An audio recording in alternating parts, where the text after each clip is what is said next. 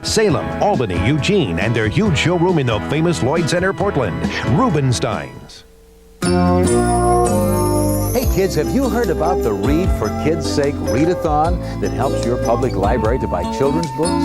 If you're in the 1st through 6th grades, simply pick up an official entry form at any participating Dairy Queen, True Value, Public Library, or at KPTV. Now, just follow the instructions and you can have fun reading and you'll be helping your public library.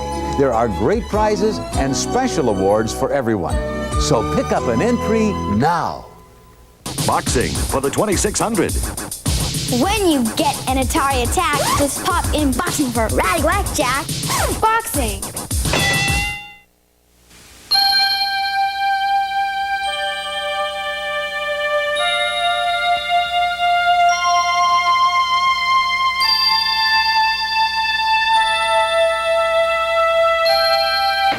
I was on the way to my grandma's house about 4 years ago, and this big flash of light in the sky appeared with all different colors coming down from it, and it was like it was going to land right in front of us. And it never did. It just shot up in the air all of a sudden really fast, and it was right before Christmas time. And my mom and everyone else saw it, and we really thought it was neat. We noticed a very bright star-like object raised behind the rim of the forest.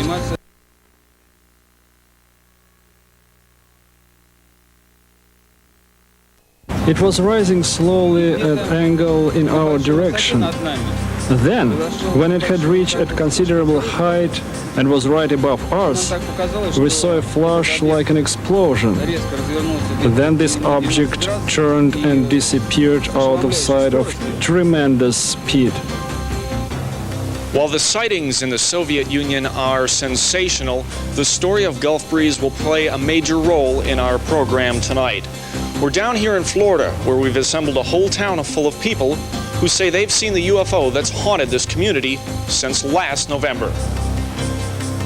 The fact that we are in contact with the extraterrestrials shouldn't be hidden from the people. My name is William Coleman.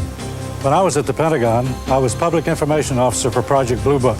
Before that, I was a fighter-bomber pilot, and I saw a flying saucer. We in the Soviet Union are interested in exchanging information on UFOs and extraterrestrials. Handsome, very oval-shaped eyes, very narrow nose, slit for a mouth, slits for ears, no hair on the head, kind of a bulb-shaped head.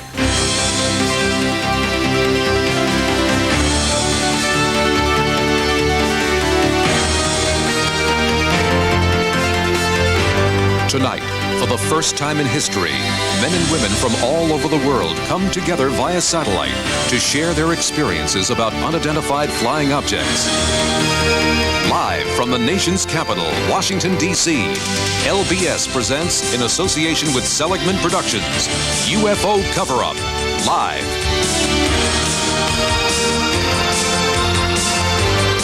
Please welcome the distinguished actor-producer, our host, Mike Farrell.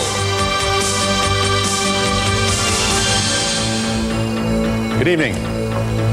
What do a colonel in the United States Air Force, a waiter in the Soviet Union, a teacher in California, and a former United States president have in common? Well, they all claim to have witnessed unidentified flying objects in the skies.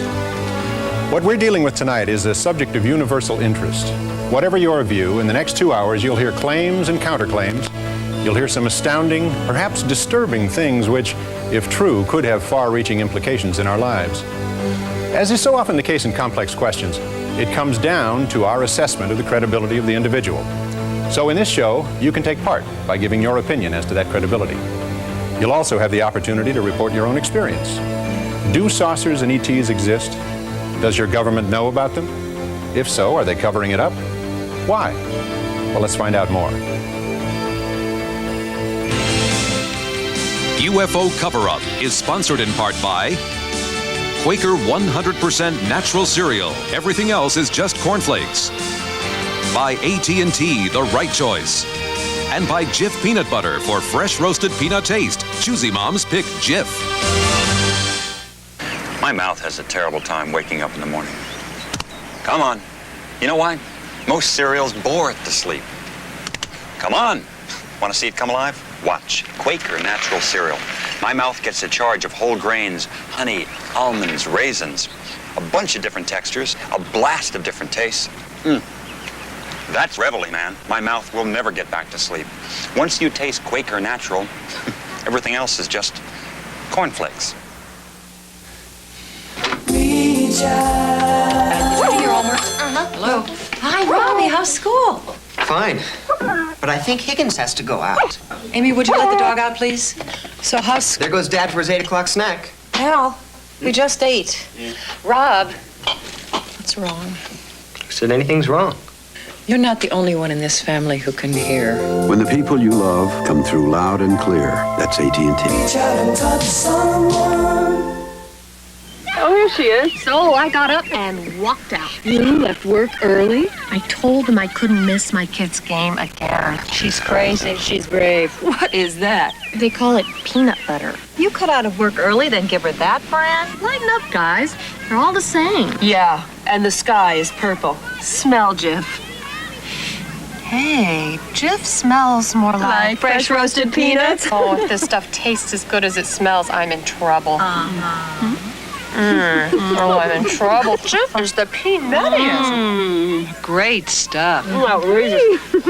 So I'm not done to read. You're close. For more fresh roasted peanut taste, choosy moms choose Jif. Don't be a baby. If you don't take your cold medicine, how are you ever going to feel better? Try NyQuil Cherry Flavor. It's the nighttime sniffling, sneezing, coughing, aching, stuffy head fever so you can rest in a great cherry flavor medicine. The allure of expensive perfumes is irresistible. Now discover the allure of new Ara designer fragrance antiperspirants, similar in scent to some of the world's finest perfumes. Samara, a classic oriental scent. Caprios, an exotic floral. Verona, a spicy oriental. And Marseille, a delicate fresh floral. All with arid protection against wetness and odor. 4 alluring new Ara designer fragrance antiperspirants. They make getting a little closer, a little nicer. And now, back to Washington, D.C. for UFO Cover-Up Live. Your host, Mike Farrell. A recent Gallup poll discovered that only 1/3 of the American public denied the existence of unidentified flying objects. UFO encounters are categorized into 4 groups. It was a U-shaped craft. I don't know how large it was because it's hard to scale distance in terms of how far it was. My sister and I were just walking around the block. And we looked up, and there were, lights on the bottom part of it that we could see as we looked up. And this person has experienced a close encounter of the first kind. You've had a close encounter of the first kind if you've seen a daylight disk or nocturnal light UFO at close range. On April 14th, 1984, hundreds of people in the small mining town of Morenci, Arizona, witnessed a huge boomerang-shaped object in the sky. Close encounters of the second kind are visual evidence of a UFO's landing, such as impressions made by the craft, burned or irradiated soil, trees, or grass.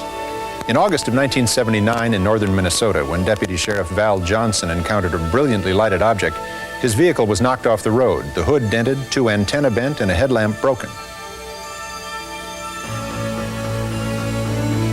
In a close encounter of the third kind, which Steven Spielberg made famous, the witness observes or actually confronts the occupants of the UFO. Close encounters of the fourth kind include people who claim to have been abducted by extraterrestrials. In almost every case, abductees also claim to have been medically examined by the ETs and eventually returned home, unable to account for the missing time. Now, there is a nominal charge of $1 on your phone bill for each call to our 900 number. The phones are active only in the United States and Canada from 8 p.m. Friday, October 14th through 1 a.m. Saturday, October 15th, Eastern Daylight Time. So, if you've had a close encounter of the first kind, please call 1-900-400-6181. Close encounters of the second kind, call 1-900-400-6182. If you've experienced a close encounter of the third kind, please call 1-900-400-6183. That's only if you've had a third kind encounter, though, not if you've just seen the movie. If you had a close encounter of the fourth kind and you are back, we're anxious to hear from you. Please call 1-900-400-6184. Finally, if you have never had an encounter with an unidentified flying object, please call 1-900-400-6185. If you haven't had an encounter with a UFO and would like to, that's a long-distance call, and I don't have the number. Tonight, some of the world's leading UFO experts are joining us here in Washington, D.C. Now, welcome the author of The Search for Extraterrestrial Intelligence, the distinguished astrophysicist, Dr. Thomas McDonough. Dr. McDonough, welcome to the show. It's great to be part of this event. In your opinion, are we alone in the universe? Well, my own estimate is that just in our galaxy alone, there could be millions of planets that might be capable of sustaining life as we know it. The size of the universe is difficult to comprehend. In this galaxy, there are several 100 billion stars. Each one of these dots represents a galaxy, like our Milky Way. There are billions of them. So the sheer enormity of the numbers leads many scientists like myself to conclude that there must be life somewhere in the universe. Now, there are many theories about the origin of life. How do you think life first began in the universe? Well, that's where the cosmic cookbook of life comes in. It goes like this. Take one medium-sized planet and place it near an average-sized star. Don't put it too close to the fire or it will burn, not too far away or it will freeze. Add water, ammonia, methane gas, and electricity in the form of lightning to get things going. Stir and wait patiently, but you'll have to be very patient. It might take several 100 million years. But sooner or later, we think that some of those molecules will make bigger ones, and the bigger ones will make even bigger ones, and then reproduction will begin, and life is born. But perhaps the most important lesson we've learned about life here on Earth is that it is incredibly adaptable. From prehistoric times until today, from the depths of the ocean to the driest deserts, to the freezing cold at the highest mountain peaks, life forms on Earth are thriving. The reason I believe life probably exists elsewhere is the widespread availability of the ingredients in the cosmic cookbook of life. So if extraterrestrials exist and are visiting us, then how do they get from there to here? One possibility is that in space you could accelerate until you were very close to the speed of light. With fusion rockets using the abundant hydrogen and helium already in space, so the rocket wouldn't have to be burdened carrying fuel, you could increase your energy by millions of times compared with conventional rockets. So, within our lifetime, even with our primitive technology, according to scientists Robert Bussard, Robert Forward, and Stanton Friedman, round trips to nearby stars could very well be feasible. We are close to being able to get from here to there. Thank you, Dr. Tom McDonough. Stay with us. Bill Moore and Jamie Chandere introduce us to their government informants, codenamed Falcon and Condor. To protect their identities, they were photographed in shadow with their voices disguised. Stay with UFO Cover Up Live and find out why Project Blue Book was classified top secret when we come back after this. Chances are, in most games, the top prize may be one new car. In others, you may even win one of 5 new cars. But now, Woman's Day is giving away 52 cars, including 40 Mazda 323 SEs and 10 Mazda MPVs in the Woman's Day Mazda Way Instant Winner game. Hold on. The grand prize is an all-new MPV and a 323. The October 25th issue of Woman's Day could be your key to winning when you play the game. Before Cub Foods came to Oregon, things were reasonably calm in the supermarket business. Oh, every once in a while, someone made a ripple with a special price on one thing or another. But only Cub Foods offers Cub pricing. And that means you get the lowest overall prices every time you shop. Lower than any supermarket, lower than any warehouse market, lower than anyone. So any claim of lower prices other than Cub Foods simply doesn't hold water. Now open at Walnut and Kings Boulevard in Corvallis. The 89 models have arrived at Beaverton Toyota, including the new bigger Toyota trucks. And with as little as $89 down, you can purchase any new 89 car or truck during this special introduction. Beaverton Toyota is the Northwest Factory authorized Camry headquarters, and Camry prices start at just $99.95. We have a few remaining 88 cars, trucks, and vans, and at special 88 closeout prices. They won't last long, so hurry to Beaverton Toyota today.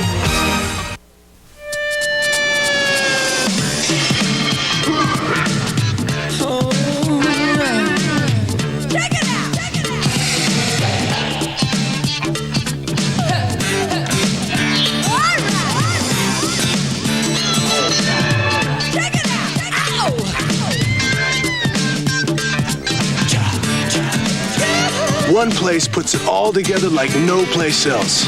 Come to the Stripes at Foot Locker. In the land of Dairy Queen, we treat you right. Come on in for our hamburger full meal deal. Only $2.19. Everything you want in a complete meal. A thick, juicy, tender home-style burger with crisp lettuce and ripe tomato, crisp golden fries, your favorite soft drink, and a creamy 5-ounce Dairy Queen sundae. The hamburger full meal deal, now only $2.19 at Dairy Queen. In the land of Dairy Queen, we treat you right.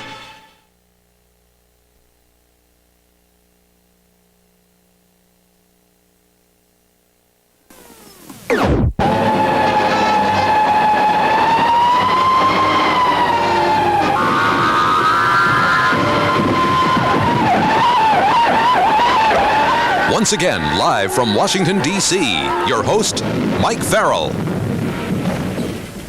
With all the UFO sightings reported over the years in America, the logical question is, if they really exist, why don't they visit the White House?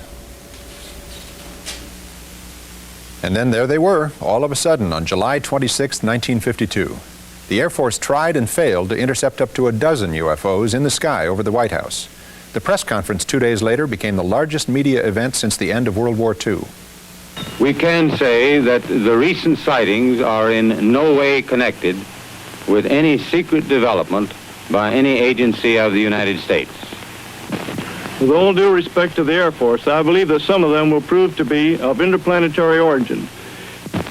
In my position in the Research and Development Organization of the Bureau of Aeronautics and of the Navy Department, I am thoroughly familiar with both our aircraft and our guided missiles programs and can state without reservation that the Navy has no saucer-shaped aircraft or missile in any of these programs. Headlines around the country aroused so much attention that the Air Force formed an official investigative unit, Project Blue Book. With me now are two retired Air Force colonels who were actively involved in that inquiry. Colonel Robert Friend, who headed up Project Blue Book for 5 years, and Colonel William Coleman, a former Air Force Squadron commander who was Pentagon spokesman and chief of public information for the Air Force. Colonel Friend, Colonel Coleman, welcome. Gentlemen, has the Air Force been involved with UFOs before the White House incident? During World War II, our pilots saw what were called gremlins and Foo Fighters. These were fireballs that appeared to fly along with our aircraft. We were concerned that these so-called Foo Fighters or fireballs might be foreign weapons that could threaten our national security. And did the Air Force ever try to chase a UFO? Yes, in fact, in 1948, one of our pilots crashed in pursuit of a UFO. The story made headlines all over the world.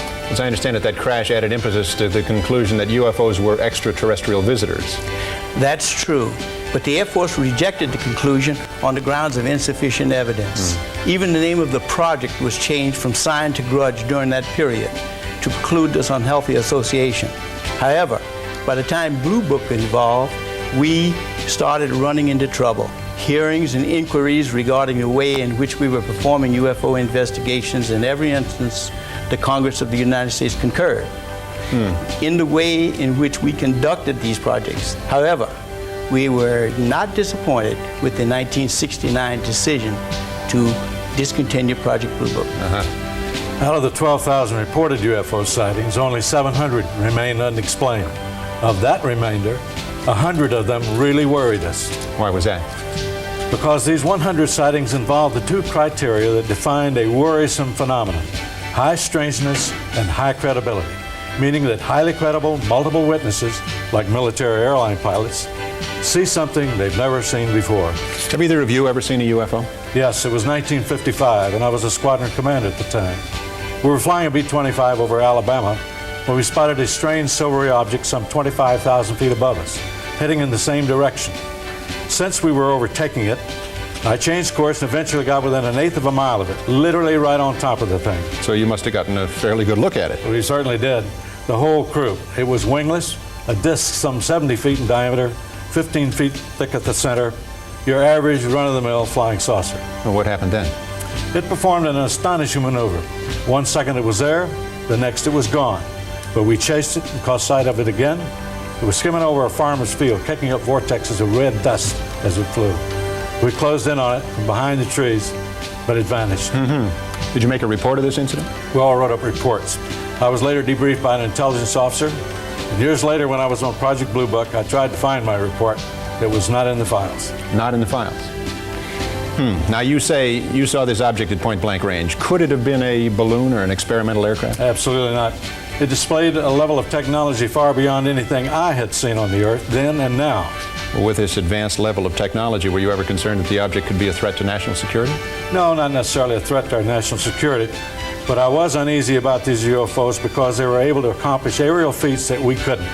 The apparent capability of these objects could possibly represent a threat to our national security. What's become of Project Blue Book? That's it, Mike. It was canceled in 1969 and will not be reactivated. Well, Colonel Coleman, Colonel Friend, thank you both. And while we're on the subject of Blue Book, let's hear another view from a scientist currently working for the government. Now, because he has insisted on anonymity, both his appearance and his voice have been altered, but his credentials have been thoroughly researched by the investigative team of Bill Moore and Jamie Chandray. They've given him the code name Condor. Project Blue Book was just a very low-level effort by the Air Force to collect information on sightings.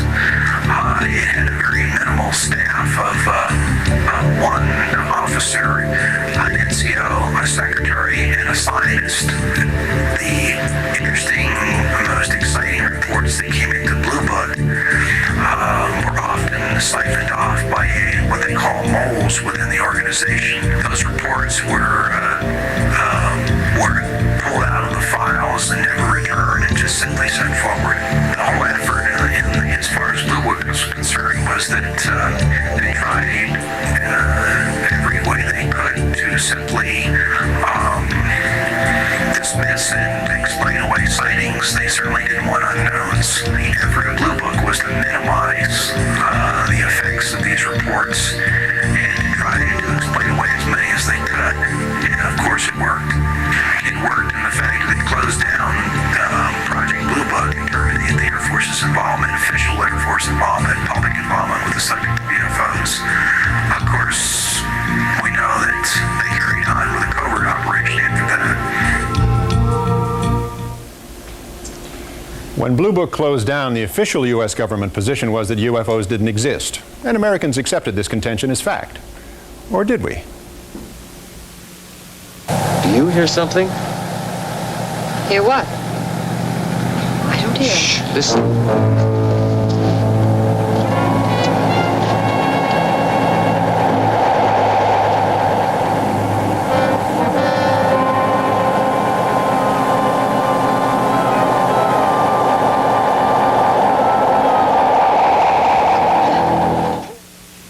Subsequent reports were discredited, relegated to the tabloids at the supermarket checkout counter.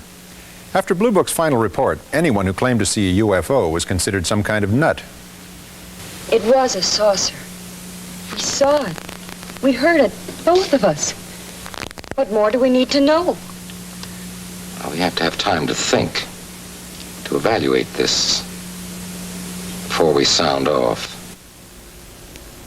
So most sightings go unreported, particularly sightings by aircraft pilots. Could be a satellite. Aries 31, I have the primary target now in your 10 o'clock position, 5 miles off. I've never seen it like that. About an SR-71? The traffic is proceeding northeastbound, no altitude readout. Roger, Senator. That's going to be a problem now. He's descending about 1,500 feet below me. Wait a second. Stand by one. Okay, Senator. Aries 31, the traffic is turned. He's heading right for my windshield. We're turning right immediately and leaving flight level 350 now. Aries 31, descend and maintain flight level 310.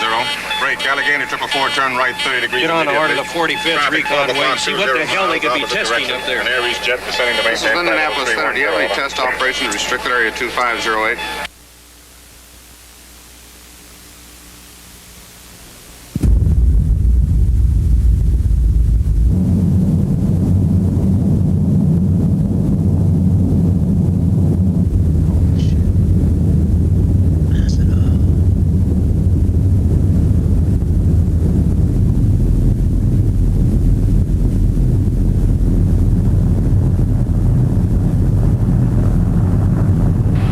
EWA 517, do you want to report a UFO? Over. Negative. We don't want to report. Aries 31, do you wish to report a UFO? Over. Negative, we want to report one of those either. Aries 31, me neither. I'll try to track traffic to destination. Over. With me now are Dr. Richard F. Haynes and Captain Neil Daniels. Dr. Haynes, now retired, directed research and development projects at NASA's Ames Research Center for 20 years. Welcome, Dr. Haynes. Captain Daniels. Dr. Haynes, tell us about pilot sightings that you've been studying. Well, Mike, I've dealt with over 3,000 pilot cases from all over the world, including some very skeptical pilots, I might add, who have since seen a UFO and completely changed their minds and risked their reputations. Why do you limit your research to pilots? Well, because pilots are very reliable and credible witnesses. Their jobs and their lives of their passengers depend on them. They must be aware of what's going on in the skies around them. Unfortunately, most of them ask for anonymity. Really, why is that? Well, I think it's because of fear of ridicule, or worse, fear of losing their jobs. I mean, no airline wants to be promoted with the slogan, "Fly us and see a UFO." Might increase business. Fortunately, we do have a pilot who has come forward and has enough courage to share his experiences. Captain Neil Daniels, who flew for United Airlines for 35 years. Captain Daniels, thanks for being here. Would you tell us about your experience with a UFO? I was piloting a flight from San Francisco to Boston on March the 12th in 1977. At an altitude of 37,000 feet, I became aware of a blinding, bright white light out to the left of the DC-10. I estimated it to be at about 1,000 yards, and I don't know, the object could have been several hundred feet in diameter, but it didn't read on ground radar. Could you tell what it was? No.